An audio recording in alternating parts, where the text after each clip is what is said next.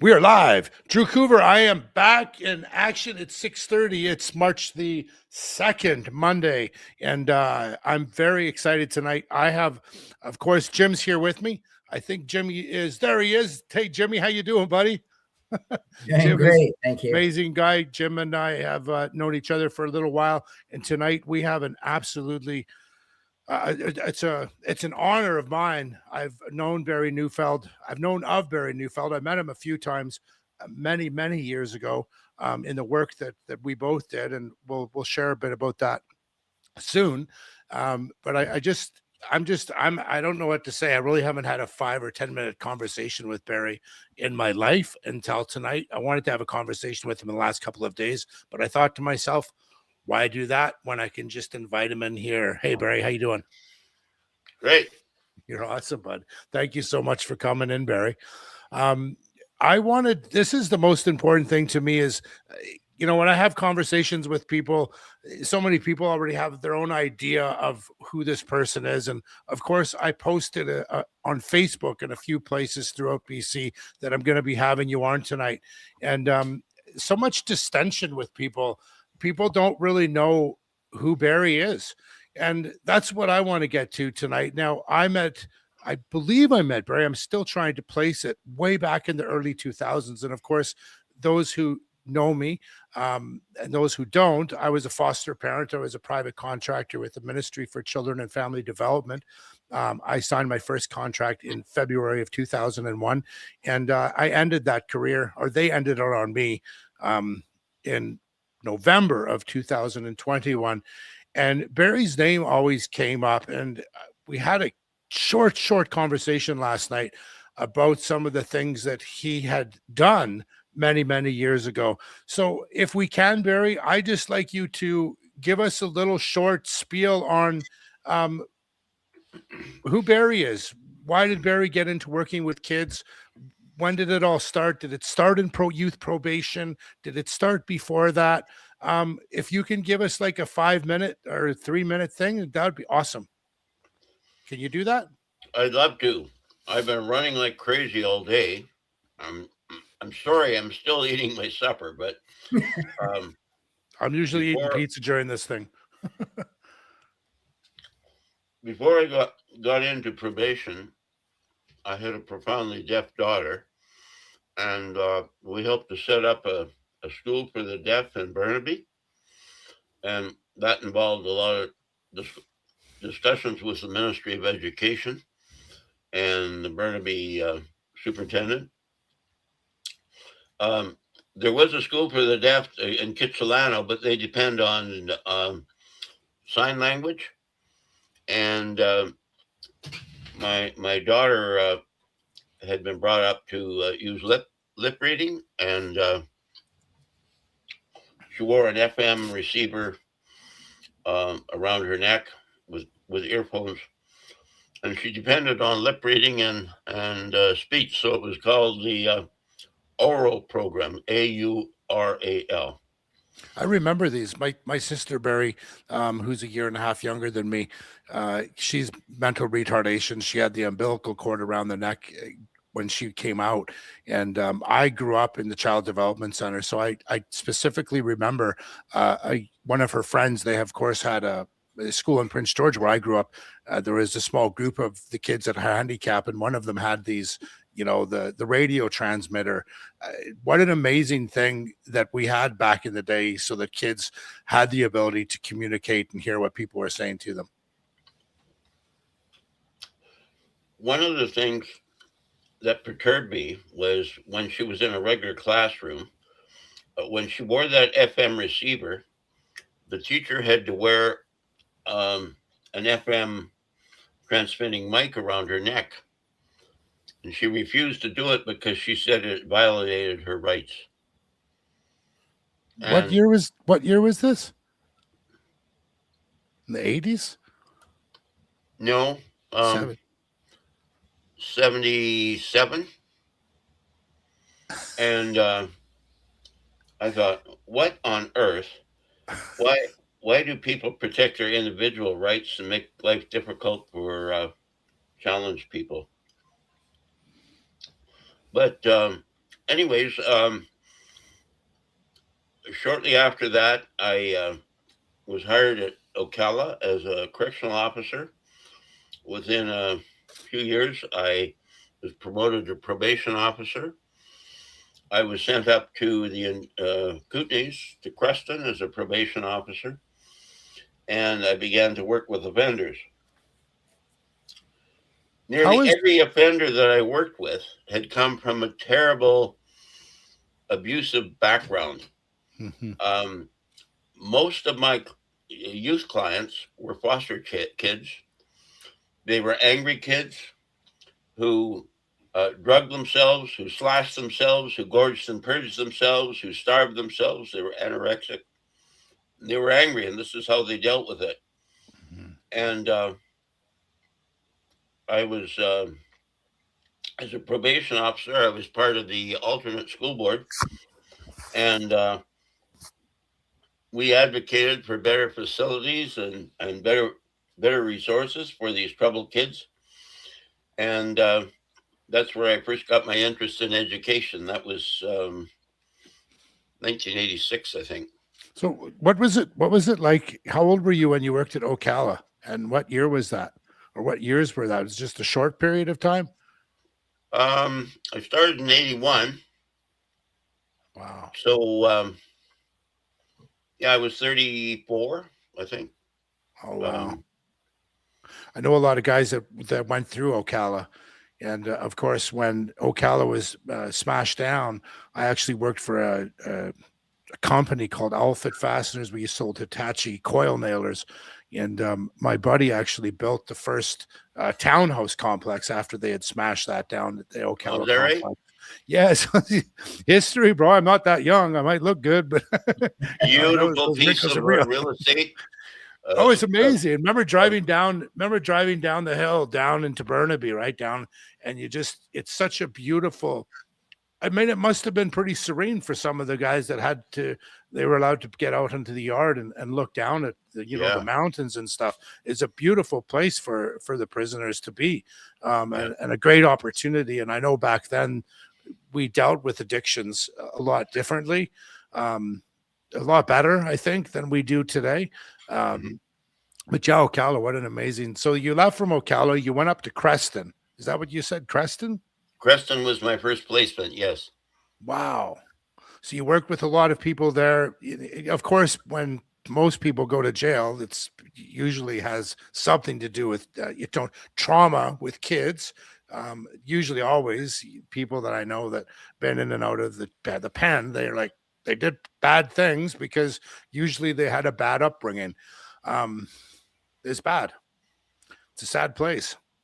Yeah, bad things were done to them, so they did bad things to other people. The victim Preston becomes was the a very victimizer. interesting community because we had a large colony of polygamous Mormons there, Yes. and Yeah. they were an interesting bunch.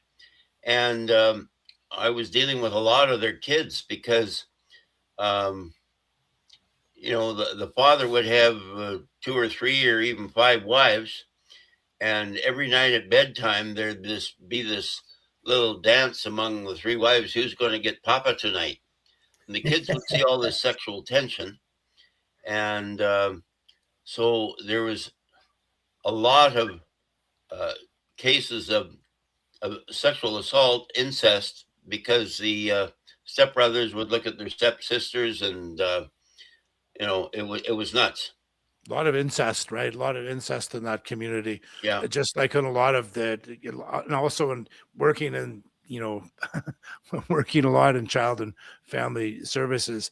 I saw a lot of that in the Aboriginal communities throughout the Lower Mainland. I get kids that, I mean, it's just sad the stories that you hear yeah. when there's not a mother and a father and children and grandma and grandpa and uncles and aunties. Well, anyways, because I was so involved with the alternate school kids, I was very interested when the government of British Columbia established a royal commission into education, and they were really looking at education reform. And the royal commission was led by Judge Barry Sullivan. He traveled all over the province, He talked to parents, he talked to businesses, he talked to interested parties, and he was looking how to improve education in British Columbia. I even made some submissions when he came to Creston. But anyways, at the time, there was a lot of interest in schools of choice and charter schools in British Columbia. So he wrote up his report, and it was very positive about putting some choices before parents in British Columbia. But unfortunately, he died and was not able to follow through on implementing the recommendations in his report. Well, the BC Teachers Federation was just a fledgling union, but they did not want to have any competition, and they were deadly opposed to charter schools. So they circled their wagons and they became very powerful. They have grown to be the most powerful union in all of North America, and they control how education is delivered in this province. They tell the Minister of Education what he has to do. And if he doesn't obey, they make sure he doesn't get reelected because they've got so many members and they got so much money. And when I came out in 2017 to oppose them, it was David against Goliath. Yeah, that's how I feel. That's how I felt today, talking to two of my lawyers in relation to what I'm going through. It's lawyers are not taking my case because it's too complex. And I don't know. Can I just interrupt for a second? Please, go. And I want Andrew, if it's all right for me to say that, please. Barry is not a stranger for me. When I lost my job 5 years ago, it was Barry that was one of the first that helped me out and helped get Rebel News taking interest in my story. So I followed Barry for a long time, and I'd just like to point of information for the viewers, Barry, and then get back to you telling your story here. Creston Valley is where Bountiful is. So many viewers might know it as Bountiful, BC. And there was Winston Blackmore, who had 27 wives and reputedly 150 children. And it was quite interesting as well how the school system, the people who were supposed to be responsible for what was in the best interest of children, took a complete blind eye to all these teenage girls being married off to people like Winston Blackmore. Well, I'm personally acquainted with Winston Blackmore. The latest count, he's got 50 wives, and a lot of them are teenagers. And where is this guy? Creston, BC. It's in the Kootenays, just north of the Idaho Panhandle. I'm sorry, I thought he went to jail, or was that the other guy? No, that was the leader in the States. That was Jeffrey. Jeffrey. Didn't someone go to jail from BC though? I don't think so. Well, you just hear about, I guess, you hear the birdies all over the place. You're like, this can't be real. So I would have just presumed he's in jail. But welcome to British Columbia. Welcome to beautiful British Columbia, where you can do whatever you want as long as it doesn't go against the narrative of the government. Well, the Canadian Criminal Code has a punishment for polygamy, but they managed to beat that because of the right of association is in our Constitution. So there's nothing in Canada that prevents people from having polygamy. And of course, nowadays, and I have witnessed it in the school system on parent-teacher nights when you have a husband come in with more than one wife. But it says online that he was convicted of polygamy, but he only served 6 months house arrest. Yeah, in BC, right? And this was in like 2000 and I'm going to say 8 or 10 or somewhere 2003 to 10 or something like that. Well, yeah, for many years, but this happened in 2018, the conviction. The conviction didn't happen until then. It just doesn't make any sense. Anyways, like it just doesn't. I don't understand it, Barry. So you're a probation officer for a long time, and we have common friends that are probation officers. I had 976 kids through my one home, my immediate one home, and I've helped open up about 2 or 3 dozen homes throughout the Lower Mainland. So I've had a lot of done a lot of work with a lot of probation officers, and with a lot of respect for some of the old school probation officers. I'll never forget this one guy that I was having a kid was having an issue with me, and I phoned this guy up, and he had a hook. So the probation officer, he had a hook. He was a Vietnam vet, and he put his arm down a hole in Vietnam and lost it, and he had a hook. And he just came over to my house because this kid was having a problem with me, and he sat this kid down and he looked at him and he says, bang, bang, bang on the table. He's like, what's your problem, bro? Like, you've got to grow up and understand and respect people. These people are trying to help you, not try to like take you away, right? Like, this is a positive guy. Be in his life, listen to him. And like, there's so many probation officers out there that were just awesome. But you know, it's all, like you said, it's all changed in the past 15 years. Yeah. So how did you get onto the trans thing, Barry? What happened? Well, because I had so many interesting experiences with that Bountiful community, I gradually emerged as the provincial lead in supervising sex offenders. I transferred to Chilliwack in 1991, and probation officers, they're basically the eyes and ears of the sentencing judge. And when they would get a guilty plea, either through trial or guilty plea, they would order a probation officer to write a pre-sentence report. Yeah, pre-sentence is awesome. Sometimes they'd order a forensic psychiatrist to write a forensic assessment as well.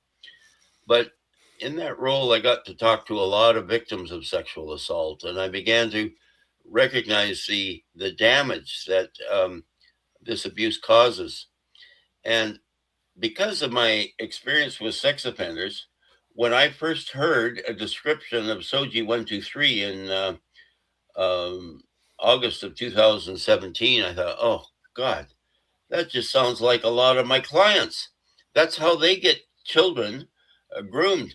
They first get them to doubt their masculinity or femininity. They say, are you really a boy? Maybe you're a little girl. Why don't we check it out and see, what you really like? And I thought, I put guys in jail for treating kids like that. Now they're telling school teachers to do that to kids. This is grooming 101. Well, of course, the proponents of SOGI 123, they get really offended when you accuse them of grooming. I think a lot of these teachers, they really mean well. They think they're helping kids, but they don't realize that what they're exercising is toxic compassion. They're blurring this kid's boundaries, and they're making them very vulnerable to predators who are looking to minor attracted persons who are looking for victims.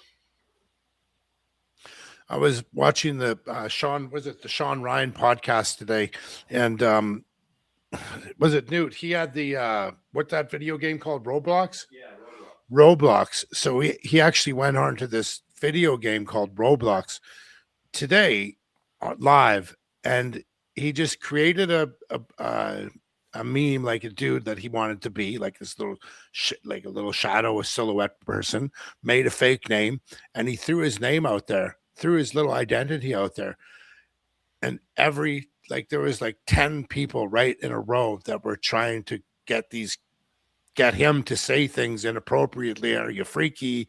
I was blown away that this is happening now in video games. I knew stuff was happening in video games, but it doesn't make any sense, this stuff. Yes, so if I could there are video games that recruit kids into the trans agenda. Sorry, go ahead. Yeah, no, but Barry, I just want to, the three of us, and it was just wonderful being at an event organized by 1BC on Saturday, and the speaker, as we know, was Billboard Chris Elston, and he said there are three common things that the children that transition experience. And what you're talking about, I think, is just so incredibly important to get out there. So I just looked up an AI, and it says nearly half of the girls that transition report experiencing forced sexual contact in their lifetime. And so this is in most cases, because the transitioning is happening before puberty and so on. So this is kids who are being abused by their own parents or abused by family members, going into school and being encouraged to do something that has nothing to do with gender dysphoria, but everything to do with other things, broken family, autism, but in particular, 49% to do with they are victims of sexual abuse. So we're re-abusing, we're taking abused children and we are making them the ones that we're going to abuse. I just look at my history working as a foster parent behind the scenes. I worked with so many kids in elementary schools and high schools, and I always perceived the high school and the elementary school to be the safest space. And for me, growing up as a child, I've dealt with my own abuse issues. I've dealt with them. They're in my head, they're in my soul, but they're gone. Right? I don't have to worry about that stuff anymore. But school was the safe place for me. I actually wrote a letter in grade 2 about abuse that I was going through in grade 1 and 2. And as a result, my teacher brought that piece of paper that I wrote a little story. I wrote a story and gave it to the principal. And then the principal had my parents in. And then I actually got some support around that. So I always looked at schools as the safe place. And I always had a good experience. I've always had good experience in the schools right up until like really 2013. It was always really good. Like my son is, he was born in 2005. My son was the last, the kindergarten class that in BC that was like half days. And then when he was in grade 1, now kindergartens went to full days. I didn't like that because I thought kids should be with their parents more. I've always thought they should be with their parents more. But I always looked at schools as the safe place for kids. I grew up in Prince George. There was so many kids that were honestly saved in those schools because of good teachers and good administration.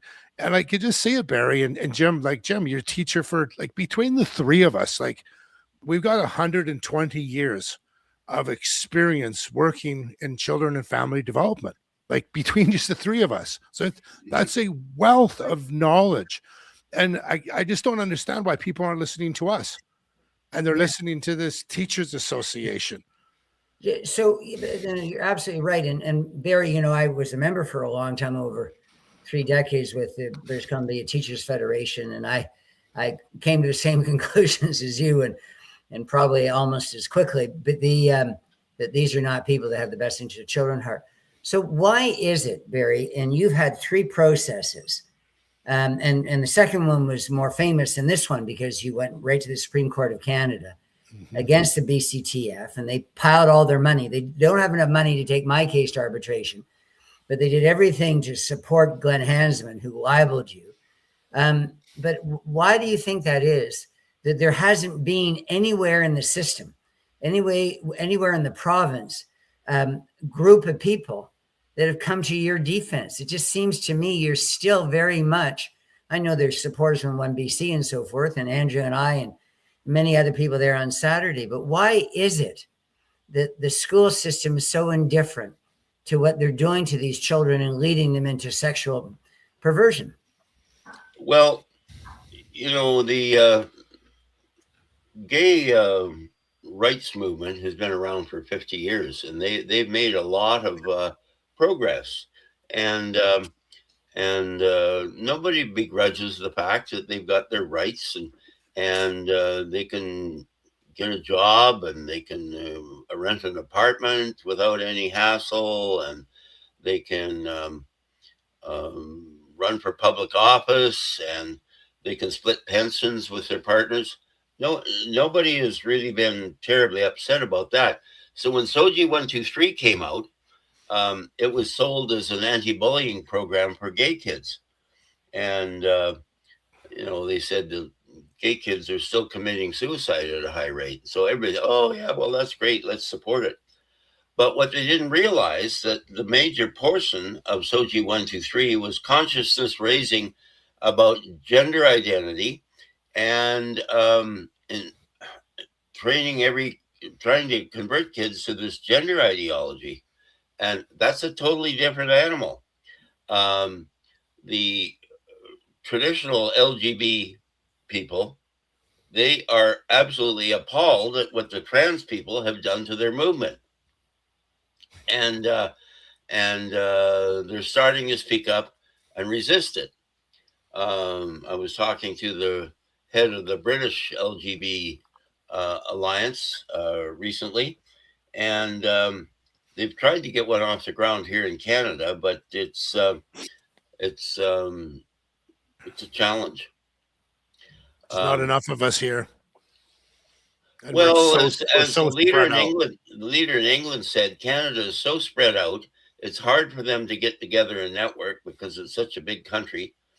In England, everybody's a couple hours from London, and they can get to a meeting and plan their strategy and do whatever. It's very, very difficult here. And I'm finding that with a lot of things that I've been uncovering, just to have communication. And I work in the addiction, so that's my main theme is the addictions. And I started in that, and and Barry and Jim know as well. In the past month, I've kind of been shifting. I've always been with the kids, and always my heart's always been there. But just a couple of weeks ago, I had an opportunity in it, and then some people said that's an opportunity to go up Tumbler Ridge and have some conversations with people, families. Didn't I talked to one kid, but I talked to about a dozen families that are affected, and they're going through it. I got an email last night and some phone calls because they're having a real difficult time bringing some happiness into the hockey rink. People aren't wanting to go to the hockey rink. People are all sitting at home. They're all hiding out. It's so sad what's been going on. I've talked to school trustees, and I'm not going to say the places in case someone's listening, but I've talked to school board trustees, 5 of them in the past week, all expressing interest in me to come to their cities so that they can walk me through the schools and show me what books are being read. In Vernon specifically, they're reading some pretty horrific stuff to grade twos. This person sent me an email, and I'm like, okay, this one sounds good, so I better call this person. So I called them. We set up a Zoom, and she showed me the book. She pulled it out of the school, and she showed me the book on Zoom, and I wouldn't have my kid there. I just wouldn't have my kids there. I guess what they were doing in Tumbler Ridge is when all this stuff started to roll out in 2023, some of the parents went into the schools and went outside the schools. And as parents would drop their kids off at this school, they'd say, hey, do you realize what we're reading to the kids in the classes? And there's just so many people that are not aware. And I think Barry, Jim, it's because I always thought school was a safe place to go. But I'm interested to hear what you were talking about, Barry, how Soji first came in as a positive thing to support the kids that may be gay or gay. I'm not going to even use that word because I don't believe it. But gay or lesbian child. But they switched it, did they? Oh, no, it was there all the time. When I spoke out against it first, 5 of my fellow trustees didn't know what I was talking about because, like I said, this was implemented covertly behind everybody's doors. The Ministry of Education contacted all the superintendents in 2016, said we have this new learning resource. We're going to try it out in a pilot school, 12 pilot schools, but we're going to implement it province-wide from K to 12 in the fall of 2017. And they said that, this may cause some consternation among conservative parents. So they wanted to have it well established so parents wouldn't object. And of course, then, that stubborn old transphobic Luddite Barry Neufeld, he objected and they went nuts. But in this, it says right in the School Act, Don't the piss school a probation officer off. Never, never, never piss a probation officer off, because they'll have you dangling. They're going to tell you, they're going to, every probation officer I've ever known in my life, and I've had my own, I've always respected them so much, because I don't want to hear the truth, but man, they tell me what I need to hear, even if I don't want to hear it. It's so important. God bless you. When we're talking about teachers in the school system, it's easy to say that the teachers are responsible, but and Barry can disagree with me a little bit, but from my lens, Barry, it's really hard for teachers to go against any program that's imposed on them from above. And the principals in the schools are often people who are resistant. I mean, they would be naturally resistant to this, but they want to get up to a higher position on the board and make more money. And it's just sort of, so it's really hard to go. SOGI, just for some of our viewers, if I may, Andrew, is sexual orientation. Okay, that's the first part. But then it also talks about, as Barry's saying very wisely, gender identity. That's not something anyone had a clue about. And so this is the saddest thing, because it's not kids, whether kids are being exposed or not to love differently, to be in a same-sex relationship, bisexual, pansexual, whatever. That's so different than children, as we're seeing in the gender clinic in Children's Hospital, than going through a gender clinic where you're being referred to physicians locally to have your breasts removed, to have to never be able to never experience puberty, never experience orgasm, never experience children. Like, I mean, this, I don't think teachers and principals and most people in the school system weren't to blame for this. This SOGI came about not just from the groups, which I can read them here, the ARC Foundation, government and regional and national organizations and so forth. But some of these groups were really radical people. And I think what we're doing in these modern days is we're once again using girls as sacrificial victims. Yeah. I mean, that was done in primitive times, where they put a female, or even in Delphi and Greek times, and drug her and so forth. I mean, it's just absolutely shocking that this is happening. So Barry, I would love to get a little bit of why is it, and just looking at some of the wonderful comments that people are making here, why is it that you're strong as hell and you're just not backing down after all these decisions against you?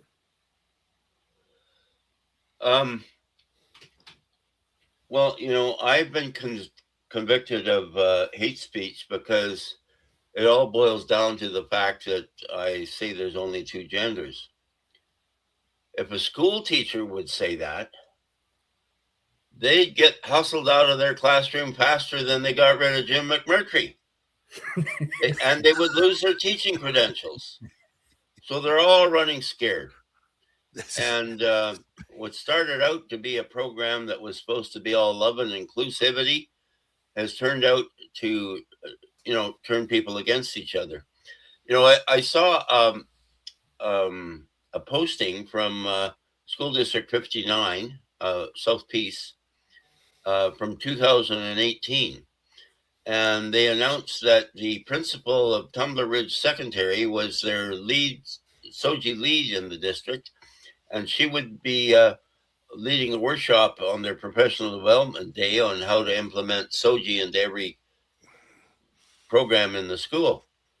Well, what's interesting is that it was in that year that Jesse Rutzelar was persuaded to transition. Now, he already had a lot of serious mental health problems that required some pretty potent medication. But when he started to transition, the next drug he went on was puberty blockers, which are a powerful drug that really messes with the endocrine system. And I don't have the reference right now, but research has shown that puberty blockers are linked with anger and rage issues. And the program did not make him feel included because he dropped out of school. And then he filled his mind with crazy internet sources. And he was taking all these drugs that were interacting with each other. When you take more than one pill, if you take 2 pills, they're going to interact with each other. And I Pharmaceutical think the factor of medication. Soji 123 was one of the reasons that there was a horrible massacre in Tumbler Ridge. And there's a member of the Legislative Assembly who's asking for a complete investigation into the causes behind this tragedy, because if we don't ask the right questions, we won't figure out what happened, what went wrong, and we won't know how to prevent it from happening again. Yeah, and I have from an extremely good source that that person, the shooter person in Tumbler Ridge, actually didn't start taking any medication until they were 15. but, but that's when they said until they were 15, and I was like, okay, 15 years old, that's a child still. Yeah, Because people are like, oh, they're giving these drugs to kids when they're like 10 or 11, and I'm like, I have a tough time believing that. I've seen kids at 10, 11, 12 taking a lot of medications through psychiatric treatment that they've had, but that type of medication, you're messing with hormones. The kid's like, he's 12 years old, and I always say, boys, when I coached football, and I coached football for a good 27 years, a kid going into grade 7, a boy going into grade 7, and I'm sure it's the same for the girls, going into grade 7, and that same boy coming out of grade 8, that's a boy, and that's a man. Like, that's how fast they grow up psychologically. Like, physically there's no pube. Now all of a sudden the kid after grade 8, he's like full on raging. And now they want to, I mean, they started it, right? They started this shit, Barry, with, these stupid terms they had, like FAS and then ADHD and ADD and ADHD. I mean, I was blown away with all the wording that they had for kids to like figure out why these kids were behaving the way they were. Well, let's just give them some medication. And it's just gone to a point now where they used to dabble in like mental health, and now it's like they want to shift over to sexual health. Yeah, if I could say, Andrew, just come in here. So we mentioned Chris Elston, Billboard Chris. This ties in the BCTF. So if I could just make the point, in echoing Barry, it's very hard for anyone in the school system to object to something. It's the law. It's human rights. It's coming from Geneva. It's coming from New York. It's coming from God. But Chris said something that's just absolutely incredible. And just show how many people have blood on their hands when it comes to Tumbler Ridge. But the Teachers Union in British Columbia, as you said, Barry, that arguably the wealthiest, most powerful teacher union in the continent. That this is one of their policies. And allow me to read it. It's just a couple of sentences. Without consent from the student, school personnel should not disclose a student's trans status to others, such as parents. So what we're doing in a society like Dr. Mengele, though he never cut off girls' breasts, what we're doing is we're allowing people in our society, whether it's medical practitioners, whether it's, trans people in the school system, whether it's just people who just hate Canada and are playing with all these woke fantasies, they're using children and as again, sacrificial victims here. And they're doing it without parents knowing. So, I mean, that's another dimension that's very important. And Barry, I don't know if you could speak to that. So it's not just that you felt, it probably as a trustee, that you were kind of excluded from this zeitgeist, this everybody moving, this parade toward, you're in the wrong body, this is your way to be happier, to change body parts. But the fact that parents are not told about the struggles of children at school. I mean, this is the most criminal thing of all, to go into, to break up a parent-child relationship in this way. Well, when I first came out back in 2017, I had numerous accusations that I was an old fogey who wasn't up on the latest research, and that I need to educate myself, and that this gender ideology was the new science. So, anyways, I found out about the World Congress on Adolescent and Child Psychiatry and Related Professions, and it was being held in Prague in Europe. So, but you had to apply to be accepted. So I applied, and because probation officers work so closely with psychiatrists, they considered me a related professions, and I was welcome to come and attend there. So off I went in the summer of 2018. There was over 1,500 delegates from all over the world, and I took every gay and transgender workshop that I could fit in. But here's one thing that came out really clearly. There was one day there was protesters outside the conference center. And I thought, oh, must be the LGBT protesting. Went outside, and that's not what it was. It was a bunch of parents protesting that psychiatrists are drug pushers, that they don't fix kids, they just give them drugs. So I came back in some of the plenary sessions. These therapists were not a bunch of happy campers. They had been accused so many times of depending on drugs to fix kids' problems. But the other thing, and I knew this as a probation officer, was that kids hate going to counseling.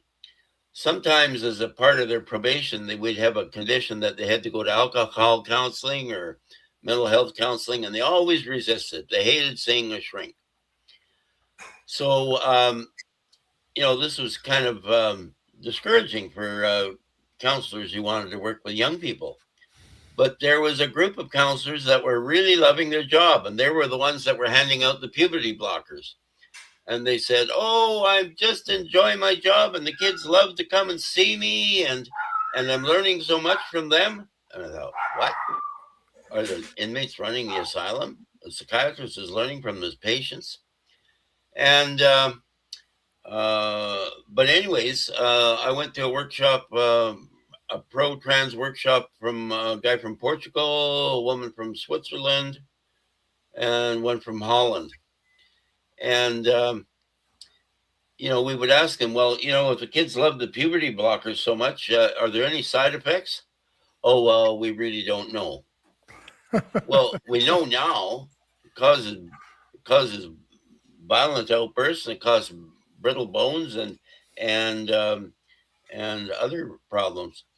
That was back in 2018. They had to have known. Well, they were starting to suspect it, but they were ignoring it. I went to other workshops because the psychiatrists were all concerned about being accused of being drug pushers. And so I went to a workshop on yoga and one on mindfulness, and the research was not very conclusive. And kids don't like talk therapy, and they don't improve much with mindfulness or yoga. And in the plenary session, the cutting edge new therapy for kids was to inject them with radioactive dyes and put them in some kind of a scanner and find out where all the troubles were. I thought, oh, good gravy, this isn't going to help the kids that I'm familiar with. But it's interesting. That was 8 years ago, 7 years ago, and most of the countries that were presenting on affirmative therapy, they've all backed away from it now. And 100%. Barry, a question. Kids have problems because we have problems. We all have problems. Kids see things differently. In your experience, what's the best way to handle a situation when you had like a 12-year-old or a 14-year-old or a 16-year-old kid that was going through issues? What's the best way to take care of that kid while he can open up and have some dialogue about the problems he's going through, or she? Well, you know, the ideal situation for a kid is a mom and dad that love each other. But you and I have both worked with kids who have moms and dads that have no use for them. Yeah. And I have no magic solution for that. But I have an anecdote to tell. When I was a kid, my parents, I was an only child. They were in their 40s when they adopted me. So they thought they'd try out a foster kid. And so we had a foster child in our family. And I'd never had a brother. I remember one day at school, I got into a fight. I bloodied another kid's nose. And so I got a detention. And it was already late fall. And when I left the school after my detention, it was starting to get dark. My foster brother was standing there waiting for me. That was kind of neat. Well, anyways, the reason he was a foster child was that his single mother was dying of cancer. And when she finally died, they took him away and adopted him. And that was probably, I don't know, 1956. Anyways, it was 12 years later, my dad and I, we had moved. We were in Lake Country, just north of Kelowna, and we were working out in the orchard. And all of a sudden, an American serviceman came walking through the orchard toward us. He was wearing his American military uniform. Who the heck is this? Well, it was my former foster brother. And he had looked us up, and he just wanted to come back and thank us because even though he'd only been with us for about 8 months, that helped him to put things together and to get his act together. And he joined the American military as a mercenary, and he had served in Vietnam. And he just came back to thank us for the good influence he had on his life. So a caring person, it might be a foster parent, it might be an uncle, it might be a neighbor or whatever. They can make a world of difference, and they don't have to be with the kid throughout their formative years. You know, even a few days, a few weeks, a few months will make a difference in that kid's life.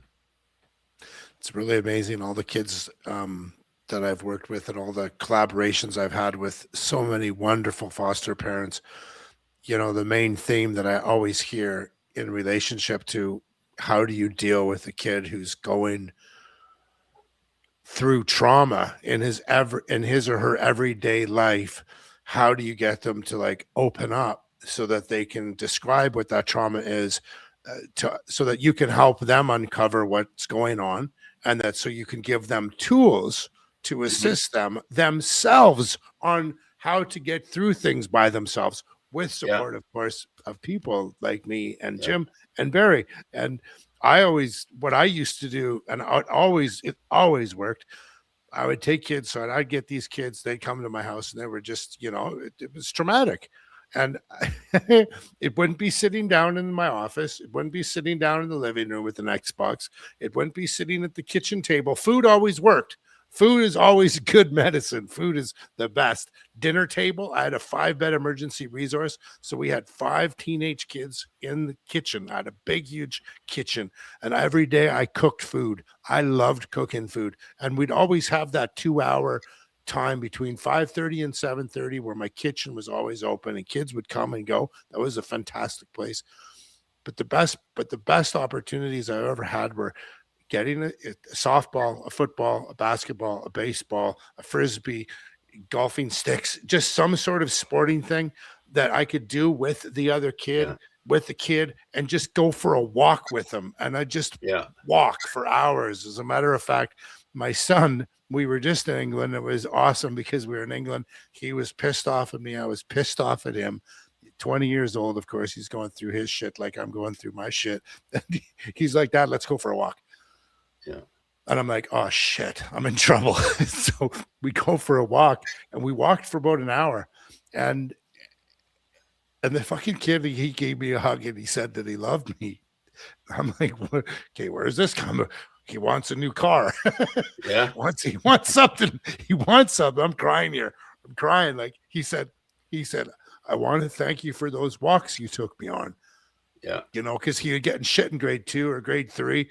And, you know, I'd go pick him up from the school. I'm dad, right? I'm going to pick him up from the school. We'd walk down to Kitts Beach. We'd walk down to like by where Chip Wilson lives. We'd walk down there, Mhm. and we would just walk until he started talking about what had happened. And then once he was there, I just listened to him, and then I would, Mhm. I would go back and forth, and we'd figure it out. But like you said, like there's so many of these kids today, especially Jim, and you must have seen it lots in school. And as a teacher, these kids come into school looking for someone. They're looking for someone to have a conversation with, because Yeah. at home, dad's too busy. And, someone put in the comments there, right? Dad's too busy. He's working. Mom's too busy. She's working now. And everyone's too busy for them. They're playing their video games. They're watching their TV. They're all zoned out. And then they're going to try to have relationships. And someone said in here a comment about there's got to be more people than just Barry that's going through this. Are there other people across Canada, Barry, that are going through similar things as you?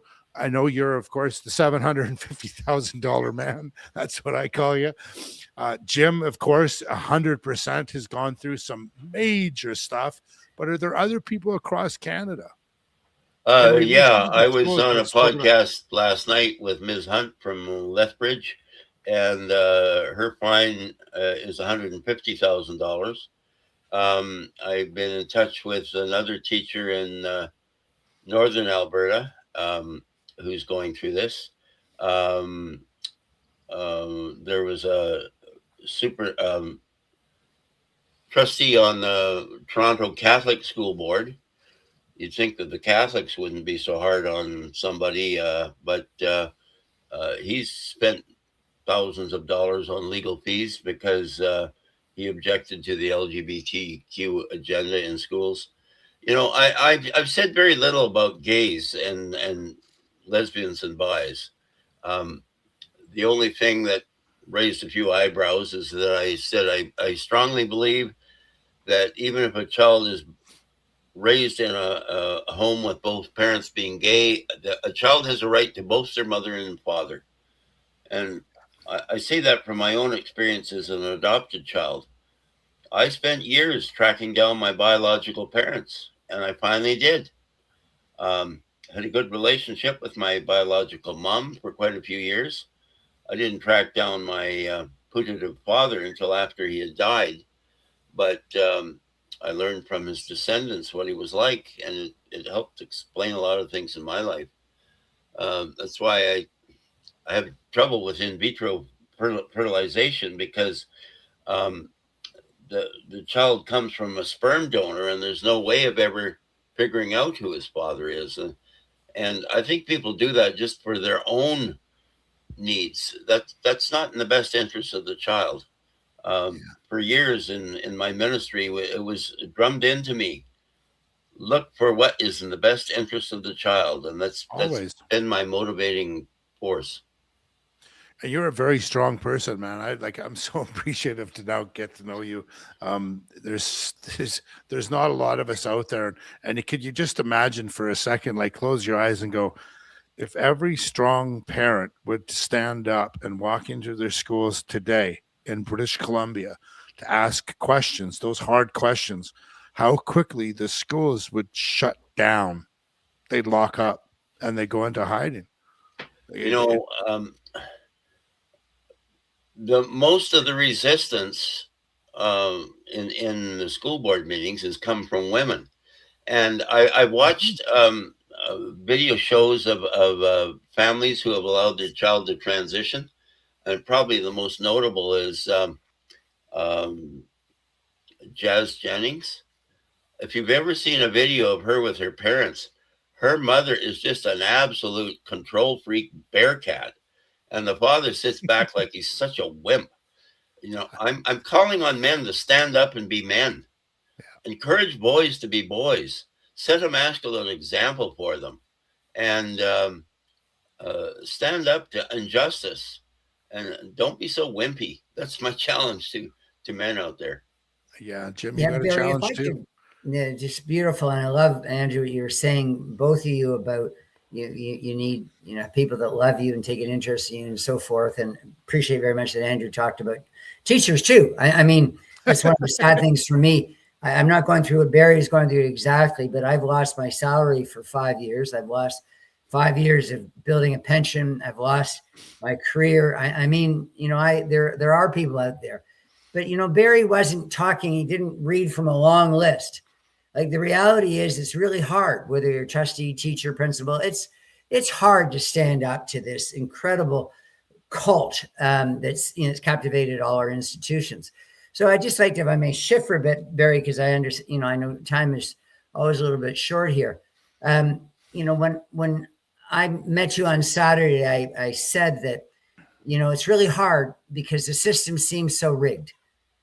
I mean, my union was against me from the beginning. My regulatory body, they're all woke fanatics. Like, I didn't have a chance. And then I talked to lawyers and they say, well, they don't hire judges or adjudicators or arbitrators or anybody in the system, and certainly big Supreme Court justices, unless they have the same mindset. So when you go into judicial review, which is wonderful, you're still fighting, you're still on your feet.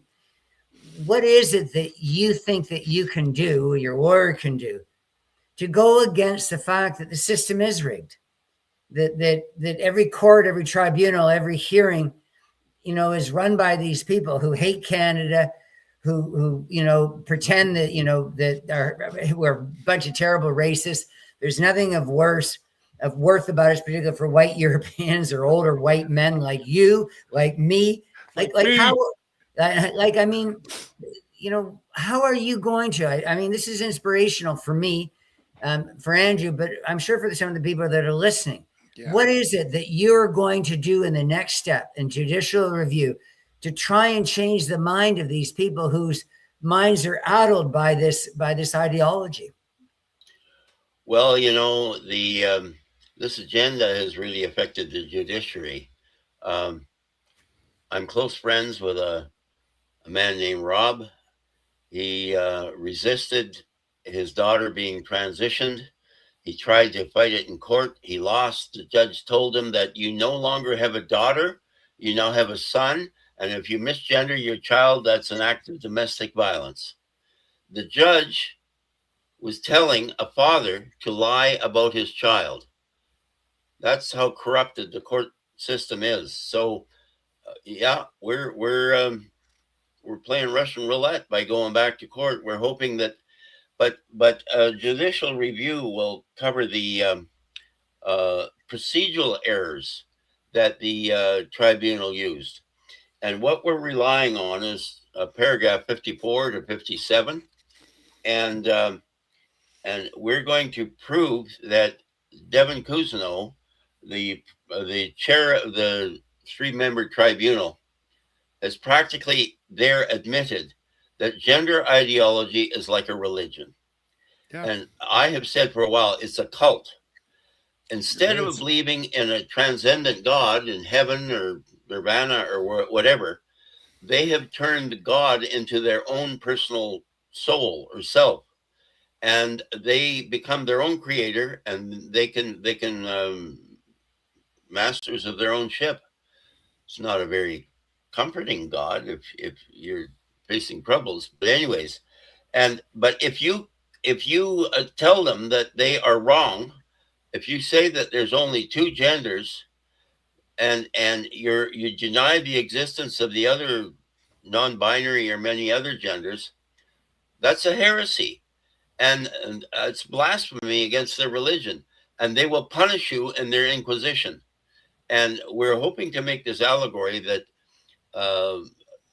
public schools and our nation has been taken over by a new religion that can no longer sell itself as being secular, because this is a real faith position. When I asked 3 of the witnesses in the tribunal, I says, well, what proof have you got that there's more than 2 genders? And they went like this: I just know. It was an article of faith for them. What the They fuck? wouldn't accept scientific evidence from Dr. Hilary Cass. They wouldn't accept the report of the WPATH file leaks. Their own personal lived experience was more important. But I tried to bring in 2 detransitioners to tell them of their lived experience. No, we don't want to hear from them. They're not experts. Men need to wake the fuck up in Canada. I'm so sorry. I'm just so sick of this shit. There's so many dudes out there that just hide behind their, I'm gonna go off. They hide behind their wives. They're too afraid at work to say anything because they're worried they're gonna get written up. They're gonna get fired. They're gonna lose their job. They're in their 30th year of work. They've got 15 years left. They gotta retire. They're terrified because of these people that have injected themselves into the courts, into the social worker system, into the hospitals, it's everywhere. And fucking people just still, I talk to so many people on the street. Well, that's not my problem. I'm like, oh, why is that not your problem? Well, I don't have children. I'm like, do you have nephews, nieces? Do you have friends? Do you hear any of this shit? People are just so attuned to being out of tune. They're so attuned to being out of tune. About not, before the show. I'm pissed. Sorry, Jimmy. I know, but I love you, man. And I just before the show, you were Barry was going to put on a Trump hat, and I said I don't have a Trump hat, and I put on the Indian hat, and I just in case you don't make mention. Fight. Well, it's not. This isn't my ideology. I'm not anything but me. I think for myself. Yeah. And this is the terrible thing about the judiciary system that Barry's going through, that I'm going through, is right from the very beginning. All the people in the union that were going to be on my side, they all had their little their little names beside it. I'm going, are you kidding me? You're trying to defend me, and you've got your pronouns and you've got and then your land acknowledgements, and it's unceded land, and I mean everybody in my processes, and I'm sure in yours, is just completely, you're talking about this, is being drunk the Kool-Aid, the Jim Jones analogy. So Barry, when you go into judicial review, if you lose, are you going to be the same person that you are right now? Because I think you're going to be, because I think the exciting thing about you, if I could find something positive in all this, is the example you're setting. The example of setting is you're not stopping. You're doing something that's important, and nobody anywhere up there, over there, is going to stop you. Well, I've told people before, I don't really care what kind of reception I get when I try to walk into the school board office, but I'm much more concerned about the reception I get from St. Peter when I show up at the pearly gates. Yeah. And if I lose at the Supreme Court level, I'm going to appeal it to the appellate court of BC. If I lose at the appellate court, I'm back to Ottawa in front of all those woke judges who think it's okay to insult Barry Neufeld. And by that time, my time will probably be up. But this is what Andrew's saying. No, bro. Andrew, the former professional. We're not going to stop, bro. We're not going to stop, Barry. But that's it. It's just, this is the example. Barry, I think most people in Canada already, of course, believe what you believe. I mean, I don't meet many people who, I think it's a good idea for a child to chop off her breasts or to take puberty blockers. I mean, most people already know and are with you, but what we don't see is people like you, Barry. And this is also Frances Whittleson, whom you know, and she's a good friend of Andrew's, but that's just showing the ability to, and this is a bit of a Christ-like thing. I mean, death is just, that alone is not enough of a threat. I mean, it's something higher. And Barry, what you're doing, and this is what I'm always going to think about you, is you've never lost sight of what a trustee does. A trustee doesn't look out for your colleagues, for the ministry, for the Art Foundation, for any judge, for anybody, parents, anybody, but the children with whom you've been entrusted. And I try to do what's best for them. Is it hard to get into these school board meetings, to have conversations, to drop bombs and drop notes? Oh, yeah. Read a They've got all poem. sorts of rules now. You can talk for 2 minutes, and you can only talk about what's on the agenda. You can't bring up something that they're not interested in. And they What would happen, Barry, if I went in there and said a prayer? If I had an opportunity to get into one of these school board meetings and they'd I went probably against call what the they were saying, security guard and have you thrown out on your ear. well, I'd like to see them do that, but that'd be awesome because I'm looking forward to it because it's coming, my friends. You just What keep I'd like watching. to do is go to a school board meeting, and after they do their land acknowledgement, I would like to do Dallas's land acknowledgement. I love it. I thank the Lord that I'm standing on his beautiful creation. Something like that. Dallas is an amazing spirit and an amazing force to be reckoned with. Very similar to Jim, very similar to Barry, very similar to a lot of people I meet across the province and across the country. We just need more people like they're out there. They're just, like I said, they're too afraid to stand up. They've been duped. I was interviewed by Frances Widdowson last night. Yeah. Yeah. She's an amazing lady. I mean, that lady, I've never she's 5 foot nothing. And we're like, I'm getting prepared at UBC. So we're walking into UBC and I know it's gonna be egg rolls and sausages and salami and the egg, it's gonna be bad. And she just looks at here and she looks right into my eyes and she goes, nothing's gonna stop me. No, like nothing. And I sense that with you also, but it's just different because she's this short little female and you're this strong, you're a cornerstone. You're a Barry, you're a cornerstone of our society. Oh, without you, we'd fall, bro. Oh, and no, don't overdo it.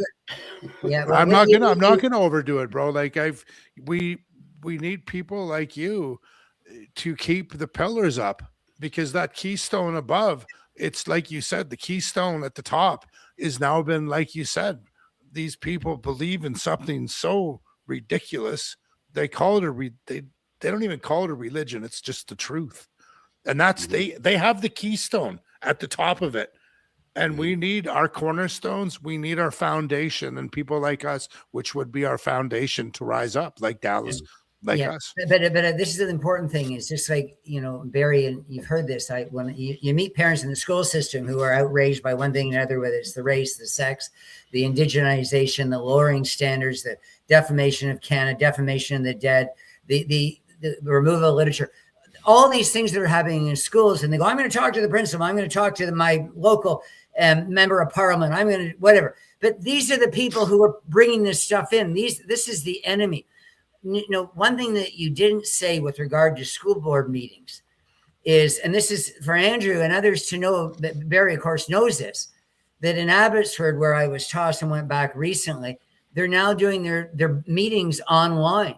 They're not even being, that's right. They're not even being available to the public. So the point is, it can't just be a few people. The parents and anyone related to kids in the school system, anyone with any commitment to the next generation has to find a way to say, we're not going to allow this. And it starts with, and the most important thing of all, you can't curtail people's speech. And that's what school districts are doing. No, I'm Barry, last thing for me, man. What advice do you have for me going forward? Oh, there we go. Stick to your guns, Jim. The Aboriginal people, they need to face the truth as well, because if they continue to wallow in their victimhood, they'll never succeed. Even Chief Stephen Point at a gathering I was at said that we've got to stop whining about what happened to us in the residential schools and move forward. And as long as you keep speaking the truth, someday somebody will listen to you and it'll make a difference in their lives. Don't give up. Thank you, Barry. It's been amazing to have you here. I've learned so much about not only you, but about the I'm not even going to say the fight we're in, because I don't believe it to be a fight. I believe it to be the truth. And as long as we continue, people like the three of us and the rest of you in the chat listening and making comments, thank you so much for being here. As long as we stand up and rise up and keep speaking the truth always wins. That's all there is to it. It's all there is to it.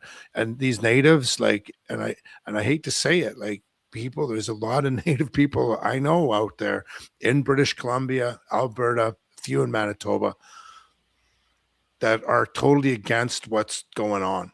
They're against all this crap that's going on. I mean, Vancouver was just deemed Musqueam land. There's 1,025 members of Musqueam. So now 1,025 members. One of them is what's his name, Wade Grant. Like, he's he's the MP in my riding. He's a member of Musqueam. They own all of Vancouver now, all of it. And this government, like, I don't know what it's going to take. I am working with some people. What's this 1 million person march? Do you know anything about that, Jim? I guess, or Barry? There is a bunch of people. They moved the date. They were going to have the date a month ago, and they moved it to the spring. But there is going to, that was a very important event, and that was, I think, 3 years ago, and you're going to see it again. I think it's happening on May the. I think it's. I don't. You already know the date. Then you already know the date. Should I say it? I think it's on May the 4th. May the 4th be with you. May the 4th be with you. That's what. So those are the. I hope I'm not in trouble. I hope I'm not in trouble. Don't take it from me, but I'm working undercover with some of these big fools. And then there's another event that's involving your two friends here, and I'm going to get you there, Andrew. And that's April 11th in front of David Eby's office in downtown Vancouver. So what we're trying to do is we're not stopping, all three of us, in our activism. And we're paying a penalty, we're moving on, and we just need more people to do the same thing. And sometimes it can be just as simple. Again, and this is the beautiful example that Dallas Brody made on Saturday. People in an executive board meeting doing a land acknowledgement, and one person has the courage, like the green grocer in the Haval story that Mark Carney referred to, puts his hand up and says, I'm not doing this anymore. I don't believe in it. Then all of a sudden somebody else says, well, I don't believe in it either. And so I think we're doing something important. Yeah, we are. And April the 19th, there's a protest in front of the BC Human Rights Tribunal building. Oh, where is that, Barry? Robson, the corner of Robson and Pender, I think. So, and is that for you, or is that just because? That's for everybody, protesting against the overreach of the BC Human Rights Tribunal. Barry, do you know how many, and we'll end really quick here. Do you know how many human rights tribunals there are per year last year in British Columbia? How many cases? No, I don't. But since 1,000. 1,000? 1,000, yeah. Just around 1,000. The numbers, but just like 20 or 20 above or below. It's in the thousands.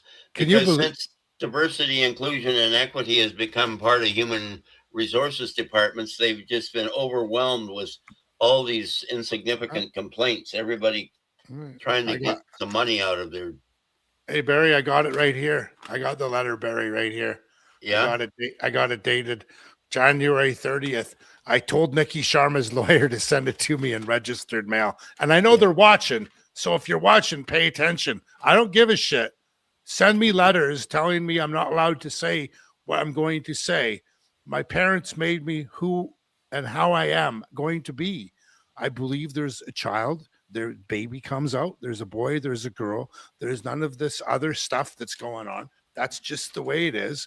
And I'm not going to come down. I'm not going to come down off my soapbox. My soapbox is just there. My soapbox is, I'm with Jim, I'm with Barry, and I'm with so many others out there. So people, pay attention. It's April the 11th. It's April the 11th at David Eby's office. It's April the 19th at the Human Rights Tribunal downtown in Robson. And it's May the 4th be with you. I think there's some big things that are coming up. And check this one out. I've decided, because I've made this sign up, and I live in David Eby's riding, and over the next couple of days, I'm going to do some live streams right in front of his office. I didn't want to go down there today because it's He's a day off. No one's in the office. I want to make sure I'm there. So I'm going to be there in the afternoon. So check out my live streams. I'm going to go down there and have a lot of conversations with a lot of the people I know in my community that are just absolutely flabbergasted. The last news from David Eby today, we won't have any more, what is it called? The time change anymore. This will be the last one this week. And he's removing it. He's now removed the time change. He waited for 8 years. They waited for 8 years for Washington State, Oregon, and California to change it. So they're not going to do it. So what his words were, we're going to force the Americans to change it. Oh. Drew, it was great to be on your program. I loved it. But God bless guess you, what? I'm an old codger and nature calls. Time to go to sleep. Nature calls. God bless everyone. God bless. Thank you, Barry. Thank you, Andrew. Thanks, Jim. Thanks for having us.